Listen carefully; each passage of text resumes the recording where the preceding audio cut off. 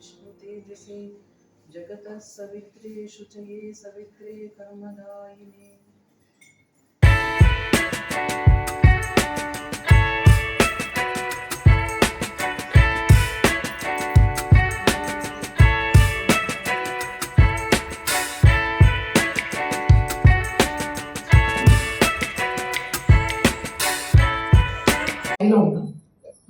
ఆయన ఏం చెప్తున్నారు, మనసంతా ఎప్పుడు నా పైన పెట్టని చెప్తున్నారు. ఒకవేళ నువ్వు పెట్టలేకపోతే ఆయన ఏం చేస్తున్నారు, నా కోసం ప్రతి పనిని, సంసారంలో ప్రతి పనిని నా కోసమే చేయాలి. ఎప్పుడు మనసు పెట్టడానికి చాలా పెద్ద యోగులకు సాధ్యం అది. మనం మామూలుగా జీవితంలో ఈ సాధారణమైన ప్రపంచంలో మనం ఉంటున్నప్పుడు ఏం చేయాలి, పనులు చేస్తూ ఉంటాం, ఏదో పని చేస్తూ ఉంటాం. పనులన్నీ కూడా నా కోసం చేయని చెప్తున్నారు. చేయగలమా? మనం నా కోసమే చేయండి ఎలా చేస్తాం కదా. మన ఇంట్లో రకరకాల పనులు చేస్తూ ఉంటాం, భర్త గురించి, భార్య గురించి, పిల్లల గురించి, వీళ్ళ గురించి మనం పనులు చేస్తూ ఉంటాం. కానీ నా గురించి చెయ్యండి, దానికి కూడా ఎలాంటి జ్ఞానం కావాలి? మొత్తం అంతా కూడా భగవంతుడే పరివ్యాప్తమై ఉన్నాడు అనుకుంటేనే మనం చేయగలుగుతాం. అది కూడా చేయకపోతే, నువ్వు చేయలేని అన్నావు అనుకో, నువ్వేం చేయాలన్నమాట, ప్రాక్టీస్ చేయాలి. మీకు గీతలో మరీ చెప్పేది ఏంటంటే అభ్యాస యోగం అంటారు. ప్రాక్టీస్ చేస్తూ ఉంటే కొన్నాళ్ళకి వస్తుంది. నేను ప్రాక్టీస్ చేయలేదు అన్నావు అనుకో, అలా కూడా అంటారు కదా, నేను చేయలేదు, నేను చూసుకోండి. మీకు గుర్తొస్తుందా? గిరీష్ ఘోష్ గుర్తొస్తున్నాడు, శ్రీరామకృష్ణులు నేనేం చేయలేదని చెప్పేశాడు. నామజపం కాదు, నన్ను తలుచుకోలేదు. ఇంక మీరు ఉన్నది ఎందుకు, నేను అన్నీ చేస్తే నేనేం చేయలేనని చెప్పేశాడు. చెప్తే సరే అయితే నీ బాధ్యత అంతా నాకు ఇచ్చేయన్నారు ఆయన. బాధ్యత అంతా నాకు ఇచ్చేయి అంటే ఎంత కష్టం కదా. ఏ పని కూడా ఆయన తలుచుకోకుండా చేయలేకపోయేవాడు ఆయన. చివరి ఇక్కడ శ్రీకృష్ణ పరమాత్మ కూడా ఏం చెప్తున్నారంటే, అది కూడా మీరు ప్రాక్టీస్ కూడా చేయలేకపోతే నువ్వేం చేయమని చెప్తున్నారంటే, పనులన్నీ చేయండి, మామూలుగానే చేసుకో, మీకు ఎలా కావాలంటే అలా పనులు చేసుకోండి. ఈ ఫలం ఏదైతే ఉందో, కర్మ ఫలం ఏమైతుందో దాన్ని ధ్యానించండి. ఇది చాలా, ఎందుకంటే చూడండి, ఇప్పుడు నేను ఒక ఎగ్జామ్ చదివాను, బాగా చదివిన తర్వాత రిజల్ట్ సరిగ్గా రాలేదు నాకు. కర్మఫలం పట్ల ఆసక్తి ఉండకూడదని నువ్వు అక్కడ రిజల్ట్ సరిగా రాకపోయినా ఏమని బాధపడకూడదు, వచ్చినా బాధపడకూడదు, లేకపోయినా బాధపడకూడదు. ఇది చాలా సులువుగా అనిపిస్తుంది, వెంటనే మీకు రిజల్ట్ కనిపిస్తుంది. కానీ ప్రాక్టీస్ ఎంత కష్టం, దానికి కూడా ఎంతో డిటాచ్మెంట్ ఉండాలి. అవునా కదా చెప్పండి. సో ఈ విధంగా ఏంటంటే రకరకాల భగవంతుడి మీద మనసు పెడితే అన్ని జీవితంలో అన్ని సమస్యలు ఇంకా పరిష్కారం అయిపోయినట్లేదు. అదొక్కడే శాశ్వత పరిష్కారం. అందువల్ల ప్రపంచంలో అన్ని సమస్యలకు పరిష్కార మార్గం ఉంది. ఎంత గడ్డు సమస్య అయినా సరే, కానీ అది ఆధ్యాత్మిక పరిష్కారం. అంతే తప్ప నాకు ఇది ఎంత డబ్బు కావాలంటే నాకు డబ్బు కావాలంటే అట్లా కాదు. నీకు డబ్బు పట్ల ఆశ పోతుంది, ఆసక్తి పోతుంది. ఈ విధంగా ఆధ్యాత్మిక ప్రతి సమస్యకు కూడా ఆధ్యాత్మిక పరిష్కారం ఉంది. మన జీవితంలో ఏదైనా కష్టం ఎక్కువ వస్తుంది అంటే భగవంతుడు నేర్పిస్తున్నాడు మనకి.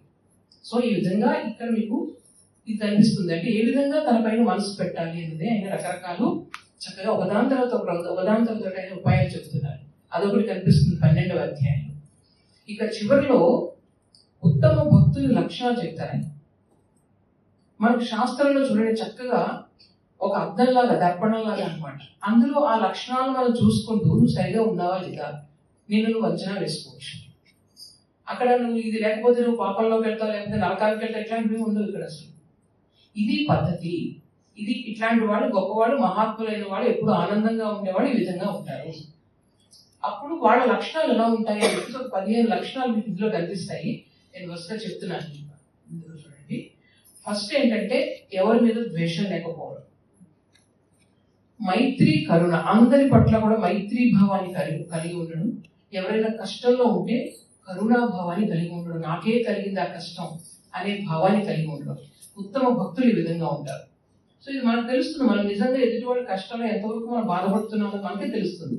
అంటే నేను ఇంకా ఆ లక్ష్యాన్ని చేరుకోలేదన్నమాట. తర్వాత రెండవది అహంకార మమకారాలు లేకపోవడం. ఫస్ట్ మమకారం వదులుకోవడం చాలా కష్టం. నాది అన్నది వదులుకుంటే నేను అనేది నెమ్మదిగా అహంకారం అనేది పోతుంది అనమాట. అహంకారం మమకారం అంటే ఈ వస్తువుల పట్ల, మనుషుల పట్ల అన్నిటితో ఉండొచ్చు. కానీ ఈరోజు సమితి ద్వితీయ వర్షోత్సవానికి వచ్చిన గుంటూరు సేవలతో మాతాజీకి ప్రణామాలు. అలాగే వచ్చిన భక్తులందరికీ నమస్కారం. ఇది ద్వితీయ వార్షికోత్సవం ఇంకా కట్టిన తర్వాత మొదలుపెట్టి 8 సంవత్సరాలు అయింది సుమారుగా. అంతకుముందు మాకు కళ్యాణ మండపంలో ఉండేది. సమితి కంటూ ఆర్గనైజేషన్ ఉండాలని చెప్పి బయటకు తీసుకొచ్చి, కాబట్టి ఇది 2 years బేబీ కాదు. కాకపోతే ఆశీర్వాద్ గౌతమ మహారాజ్ రావటం, ఇనాగరేషన్కి ఇప్పుడు ఆయన వేలూరు మఠం ప్రెసిడెంట్, ఇప్పుడు అలాగే సీతానంద్ మహారాజ్ రావటం, ఆయన కూడా వైస్ ప్రెసిడెంట్ వార్షికోత్సవానికి యాక్సిడెంట్లుగా వచ్చారు. ఇక వస్తారని తెలియదు, యాక్సిడెంట్లుగా వచ్చారు. అలాగే ఇది ద్వితీయ వార్షికోత్సవం ముందు ప్రిపేర్ అవ్వలేదు. ఎట్లా అన్నది, ఎట్లా చేయాలి, ఇది ఎవ్రీ ఇయర్ ఇట్లాగే ఇంపార్టెంట్గా చేయాలి అని అనుకుని క్యాజువల్గా తీసుకుని ఆఖరిలో అనుకున్నప్పుడు శారదా మఠానికి అవకాశం ఇద్దాం ఇక్కడ మాతాజీ. ఎందుకంటే మహిళా భక్తులు ఎక్కువ మంది. ఇంతకుముందు కూడా మా కలెక్టర్ ప్రశాంత్ గారు వచ్చి ఇక్కడ ఉన్న గెస్ట్ రూమ్స్ అన్ని కూడా ఆవిడే ఇనాగరేట్ చేసి వెళ్ళారు. ఆవిడ ఇప్పుడు వచ్చిన కలెక్టర్ నాగరాణి గారు కూడా లాస్ట్ ఇయర్ మన శారదా మహిళా భక్తి సమ్మేళనానికి టెక్నికల్ ఎడ్యుకేషన్ ఉండేవారు వచ్చి సమితికి వచ్చి, సమితి అంటే మన కళ్యాణ మండపానికి వచ్చి వెళ్ళారు. ఇప్పుడు ఆవిడ కలెక్టర్ కింద మన జిల్లాకు వచ్చారు. అంటే జిల్లాకి ప్రథమ పౌరురాలన్నమాట. నిన్న వచ్చారు. మన స్వామీజీ విజయవాడ రామకృష్ణ మఠానికి రెగ్యులర్ డివోటీ ఆవిడ. అందుకని అక్కడ శివానంద మహారాజు గారితో పట్టుకుంటే పని అవుతుందని మాతాజీ సలహా ఇచ్చారు. ఆయన చెప్తే ఆయన ఆవిడ అమెరికాలో ఉన్నా కూడా అప్పుడు 5 days బ్యాక్ వాట్సాప్లో కాంటాక్ట్ చేసి ఇవాళ వచ్చే కార్యక్రమం పెట్టుకున్నారంటే, ఇవాళ నిన్నే వచ్చారు కాబట్టి వాళ్ళు మార్నింగ్ ఇక్కడ మనకి రావడానికి అవకాశం అవ్వలేదు. ఈవినింగ్ 5:30కి వస్తారు, వచ్చి ఒక 1/2 hour ఉండి వెళ్తా అన్నారు ఆవిడ. మీ అందరికీ తెలుసు నివేదిత భవన్ కట్టుకున్నాం మనం, దాన్ని అఫీషియల్గా ఇనాగరేట్ చేయలేదు. అది ఇవాళ ఈవినింగ్ 5:30కి వచ్చి ఇనాగరేట్ చేసి వెళ్తారు. కాబట్టి ఇక్కడ వచ్చిన భక్తులు బయట నుంచి వచ్చిన వాళ్ళు ఎవరైనా ఉండగలిగితే సాయంకాలం వరకు ఉండొచ్చు. అందరికి ఏమైనా రెస్ట్ తీసుకోవాలన్నా కూడా కళ్యాణ మండపంలో రూమ్స్ ఉంటాయి. కానీ పొద్దు నుంచి సాయంకాలం అలాగా ఇబ్బంది అనుకుంటే కొంతమంది లేకపోయినా, అంటే ఆవిడ ప్రోగ్రామ్స్ అయినంత వరకు మార్నింగ్ పెట్టుకుందాం అని అనుకున్నాం కానీ ఆవిడకి అవ్వలేదు. కాబట్టి భక్తులు ఉన్నంత వరకు సాయంకాలం కూడా ఒకసారి 5 o'clock వస్తే 5 to 5:30 ఇక్కడే కొంత భజన చేసుకున్నాం. ఆవిడ వచ్చిన వెంటనే ఇనాగరేట్ చేసి ఆవిడ కూడా ఇక్కడ లోకల్ పీస్ అన్ని చూపించి కార్యక్రమం చేసుకున్నాం. అట్లాగే మనకి ఈ కార్యక్రమాలు అంటే మేము నివేదిత భవన్లో 1 month ట్రైబల్ ఏరియా చిల్డ్రన్కి తీసుకొచ్చి ఇక్కడ అంతకుముందు కూడా మహిళా భక్తి సమ్మేళనం వచ్చి కూడా అకామిడేట్ చేసాం. కన్స్ట్రక్షన్ దగ్గరలో ఉందని చెప్పి. అలాగే లాస్ట్ ఏప్రిల్ 28 నుంచి మే 28 వరకు 1 month ట్రైబల్ ఏరియా చిల్డ్రన్ని తీసుకొచ్చి ఇక్కడ వచ్చే నెక్స్ట్ డే నుంచి అన్ని నేర్పేసాము మా వారందరికీ. మాకు భజనలు, యోగా, మెడిటేషన్, కోలాటం, క్లాసికల్ డాన్సెస్ చాలా 1 monthలో చాలా గొప్పగా. మన పెద్దవాళ్ళు చిన్న చిన్న పొరపాట్లు ఉండొచ్చు కానీ పిల్లల దగ్గర చాలా గొప్పగా భజనలు కూడా చాలా.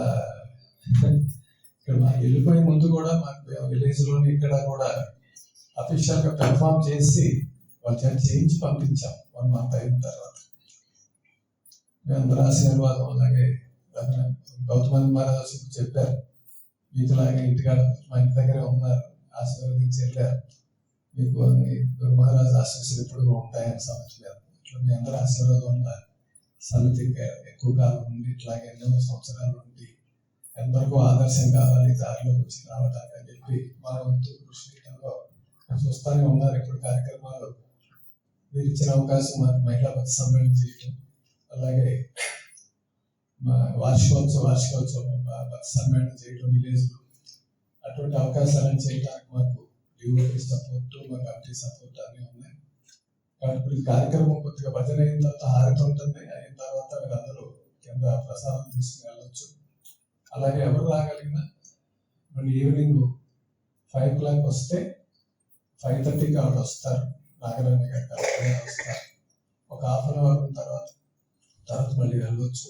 మళ్ళీ ఒకే రోజు పొద్దున్న సాయంకాలం కొంతమంది ఎప్పటి వెళ్ళవచ్చు. రాగలం వాళ్ళందరూ వస్తే బాగుంటుంది, ఆవిడ కూడా వస్తున్నారు కాబట్టి ఆవిడ యాక్చువల్గా సండే వచ్చి ఇక్కడ ఎక్కువ టైం ఉండాలని ఉండే. మాతాజీని రిక్వెస్ట్ చేశాను, సాటర్డే సండే 2 రోజులు ప్రోగ్రామ్ పెట్టుకుందామని.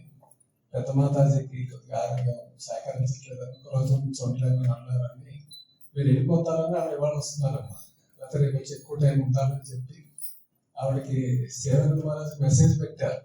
నాకు అక్కడ వెస్ట్ గోదావరి వెళ్ళిన వెంటనే గురు మహారాజ్ ఇచ్చిన అవకాశం నాకు ఇక్కడికి రావటం అని చెప్పాను. నిరంతరం వస్తూ ఉంటారు ఆవిడ. డివోటీ మనకి ఇట్లన్నిటికన్నా ముందు డివోటీ అవకాశంతో మనకి మహిళా మత సమ్మేళనం రావటం జరిగింది. కాబట్టి ఈవినింగ్ సాయంత్రం వరకు మాతాజీ ఉంటారు, ఈవినింగ్ 6-6:30 వరకు ఉంటారు. ఎంత వీలైతే అందరూ కూడా రావడానికి ప్రయత్నించారు. చాలా సంతోషం. నమస్తే.